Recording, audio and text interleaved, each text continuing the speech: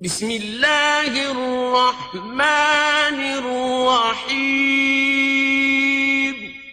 اللہ کے نام سے شروع جو نہایت مہربان رحم والا.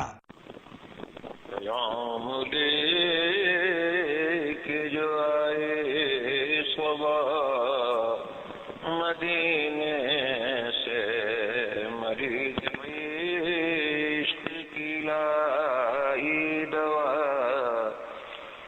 مدینے سے. پڑھو تاریخ کو، تاریخ کے اوراق کھنگا لو، تمہیں پتہ چلے پاکستان بنانے والا کون تھا. پاکستان بنایا ہے یا رسول اللہ والوں نے. مجھے بولیے، پاکستان یا رسول اللہ والوں نے بنایا ہے. آج کا تعلیمی نصاب کچھ کہے لیکن حقائق اپنی جگہ پہ موجود ہیں. حقائق موجود ہیں. پاکستان بنایا ہے پھر جماعت علی شاہ صاحب نے. آخری بات عرض کر رہا ہوں، قائد اعظم کو آپ نے 3 چیزیں بھیجی. ایک تسبیح بھیجی، ایک جانواز بھیجی، ایک قرآن بھیجا. پھر جماعت علی شاہ صاحب نے ساتھ کچھ بھی پیغام نہیں بھیجا، لیکن قائد اعظم بھی تو قائد اعظم تھے نا. انہوں نے کہا پیر جی بڑی مہربانی، میں سمجھ گیا ہوں آپ نے مجھے کیا کہا ہے.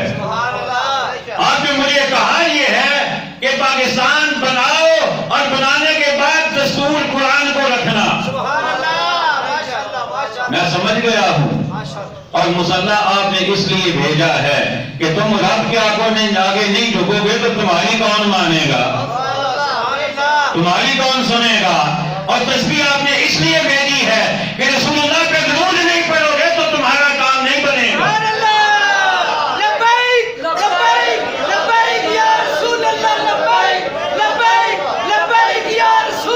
اور پھر جماعت علی شاہ صاحب نے اعلان کیا تھا، آپ نے کہا تھا قائد اعظم ہمارے وکیل ہیں، پاکستان کیس میں ہمارے وکیل ہیں.